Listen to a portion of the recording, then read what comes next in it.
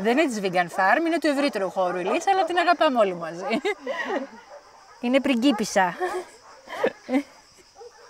Ναι, κοπέλα μου. Είναι καλή, μη φοβάσαι.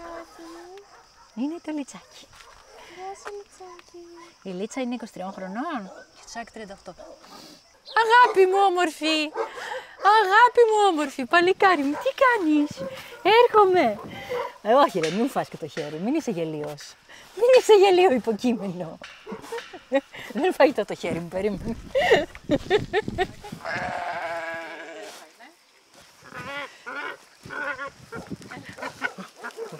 Αγάπες μου όμορφες.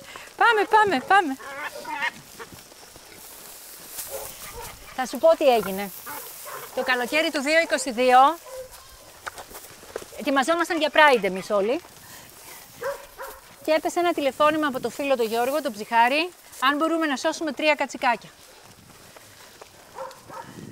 Τα πρώτα 3 τα πήγαμε στη Σαλαμίνα την ημέρα του Pride και εκεί ήταν ένα fake προφίλ. Και τα γυρίσαμε πίσω κρυφά με το ferry boat την ίδια μέρα. Μετά μάθαμε ότι αυτός ο βοσκός εκβίαζε και έλεγε κάθε μέρα όσα δεν παίρναμε σφάζονται. Οπότε του είπα ότι ούτως ή άλλως άθεοι, αλλά δεν θα γίνουμε και θεοί να σώσουμε 3 ή θα τα σώσουμε όλα ή κανένα. Είναι γνωστός εκβιασμός βέβαια, αλλά είναι να μην τύχει αυτό στο δρόμο σου. Στη συνέχεια σώθηκαν κι άλλα βέβαια από φωτιές, από πλημμύρες, από διάφορα μέρη της χώρας. Αλλά τα πρώτα είναι έτσι, από αυτόν τον μην πω. Και είπαμε θα τα σώσουμε όλα. Οπότε αρχίσαμε να ψάχνουμε χώρο για να τα σώσουμε όλα. Και έτσι έγινε η Vegan Farm που κανείς από εμάς δεν είχε σκεφτεί να κάνει αυτό το πράγμα. Λέγαμε κάποτε που θα έχουμε σύνταξη, κάποτε που θα ξέρεις πώς το σκέφτονται όλοι. Είμαστε στην ευρύτερη περιοχή της Αθήνας, άλλα 35 χιλιόμετρα από το κέντρο της πόλης, στην παραλία της Αττικής, στην Ανατολική Αττική, σε ένα κτήμα που πολλοί ακτιβιστές, ας πούμε ότι έχουμε χωρίσει σε κομματάκια και κάνουμε εδώ τον ακτιβισμό μας μακριά από την τοξικότητα των πόλεων, με διασωσμένα ζώα. Εδώ λοιπόν ήρθε και η Vegan Farm. Είναι οι νέες της εγκαταστάσεις. Είμαστε εδώ από το Δεκέμβριο που πέρασε και χρειάστηκε να έρθουμε όταν κάηκε ο παλιός μας χώρος, στις περσινές πυρκαγιές.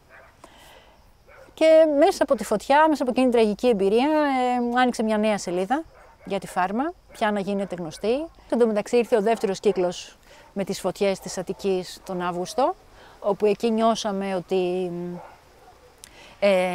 αφού εμείς βοηθηθήκαμε και σώθηκαν τα ζώα μας, ήταν δική μας υποχρέωση να βοηθήσουμε να σωθούν και άλλα ζώα. Οπότε πήγαμε στην Πάρνηθα. Σώθηκαν πολλά ζώα και από εκεί. Ήταν και ένα γουρουνάκι που τον ονόμασα Flame, γιατί ήταν μέσα στις φλόγες, και ήταν 85% το κορμάκι του καμένου. Τον συναντήσαμε να πεθαίνει από εγκάβματα.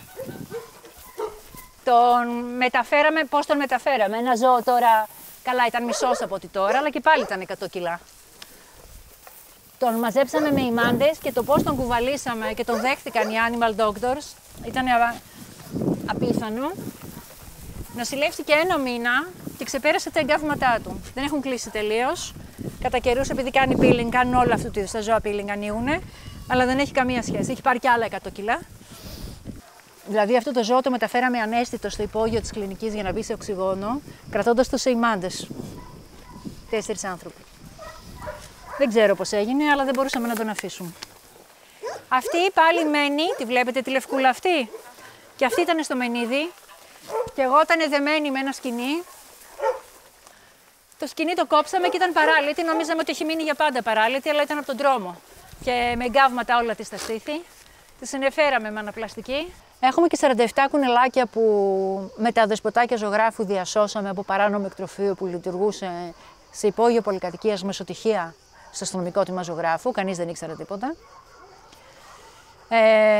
Βγήκαν μπροστά μας με τα πτώματα, τέλος πάντων ανέβασα βίντεο, ούρλιαξα, κατασχέθηκαν αυτά τα ζώα, μας τα έδωσε η εισαγγελέας, ζουν και αυτά εδώ, γεννήθηκαν και 2 μωρά, γιατί 2 ήταν έγκυες. Είμαστε καμιά 20 άτομα στον πυρήνα αυτής της συλλογικότητας, αλλά επειδή είναι μακριά από το κέντρο της πόλης, επειδή ο καθένας κάνει και το δικό του ακτιβισμό, επειδή έχω πιο σημεία αναφοράς εγώ εδώ, έρχομαι εγώ κάθε μέρα, μας βοηθάει βέβαια και ο πιστάτης μας πάρα πολύ. Τροφοδοτούμε εμείς, μας βοηθάει και ο κόσμος, αλλά οικονομικά είναι τεράστιο. Διαβολάκι μου, διαβολάκι μου, έλα εδώ διαβολάκι μου. εκεί. Έλα εδώ μικρό μου διαβολάκι. Ναι. Τα κουνέλια, ναι. Χάσιμο είναι τα κουνέλια. Εγώ δεν είχα ξαναδεί κουνέλι στη ζωή μου, να πω την αλήθεια. Ίσως όλα αυτά που κάνω είναι ένας τρόπος να εξηλωθώ. Δεν ξέρω. Νομίζω όλοι μας δηλαδή, όλη η συλλογικότητα. Για όσο κακό συνειδητά και ασυνείδητα έχουμε κάνει σε αυτά τα πλάσματα, μετέχοντας σε αυτή την κανονικοποίηση της βίας πολλά χρόνια. Έγινε αυτός ο συνδυασμός που οι περισσότεροι άνθρωποι δεν κάνουν ή όταν τον κάνουν αλλάζει η ζωή τους στο κεφάλι μου και λέω δεν είναι δυνατόν να αφιερώνω τη ζωή μου για να ζήσει ένα πλάσμα και να τρώω ένα άλλο. Και ήταν η απόφαση 1 λεπτού. Δεν ήθελε παραπάνω. Απλά έγινα vegan σε 1 λεπτό. Και επίσης μετά το παιδί μου ή ταυτόχρονα είναι το ωραιότερο πράγμα που νομίζω έχω κάνει στη ζωή μου.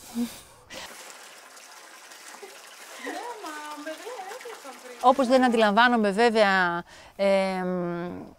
άτομα επαναστατημένα και κινηματικά να μην αντιλαμβάνονται το βιγκανισμό, τον αντισπισισμό, να μην αντιλαμβάνονται ότι τα δικαιώματα δεν σταματάνε στα ανθρώπινα ζώα, στους ανθρώπους, έτσι και στις κοινωνίες μας βέβαια, έτσι δεν μπορώ να καταλάβω και πώς δεν καταλαβαίνουν οι vegan φίλοι ότι, ότι τα κινήματα πρέπει να συναντιούνται, ότι δεν μπορεί να είσαι πολιτικ vegan, ότι οι κυριαρχίες συναντιόνται, ότι καπιταλισμός και βιγκανισμός μπορεί ο καπιταλισμός να είναι πάρα πολύ έξυπνος, μπορεί να σου κάνει greenwashing πάρα πολύ καλά, όπως κάνει και pinkwashing, μπορεί να σου έχει τα καλύτερα vegan προϊόντα, ταυτόχρονα τροφοδοτεί και την υπόλοιπη αγορά. Νομίζω ότι σε ένα καλύτερο κόσμο συνολικά, πρέπει αυτός μάλλον ο καλύτερος κόσμος να μην είναι καπιταλιστικός κόσμος, να μην είναι πατριαρχικός κόσμος και να μην είναι και σπισιστικός κόσμος. Εγώ έτσι το βλέπω. Όσο συμπεριληπτικό μπορεί να είναι. Τώρα αυτό βέβαια παρά είναι ροβεσπιέρικο και ρομαντικό, αλλά όλες οι ιδεολογίες είναι και λίγο ρομαντικές. Αν δεν παλεύεις για το 100% δεν θα αλλάξεις και τίποτα. Πόνι και πλάι. Νομίζω ότι όπως συνδέονται οι κυριαρχίες, συνδέονται και οι βίες. Δηλαδή, ένα μεγάλο μέρος, αν δείτε και στις γενοκτονίες, και ακόμη και στο ολοκαύτωμα και στους πολέμους, ξεκινά από την αποανθρωποποίηση των ανθρώπων, για να μπορούν να σφαγούν. Γιατί είναι κανονικοποιημένη η σφαγή των ζώων.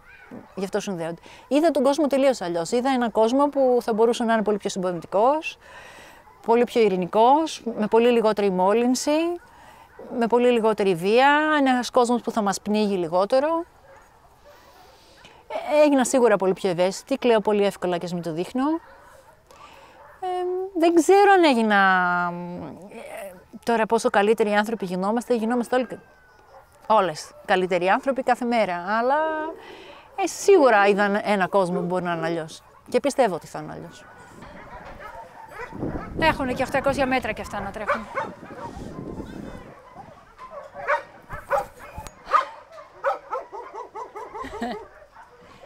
Καταφύγια, αλλά είναι ευτυχισμένα, είναι όμορφη. Όλα αυτά ψάχνουν σπίτι να πω,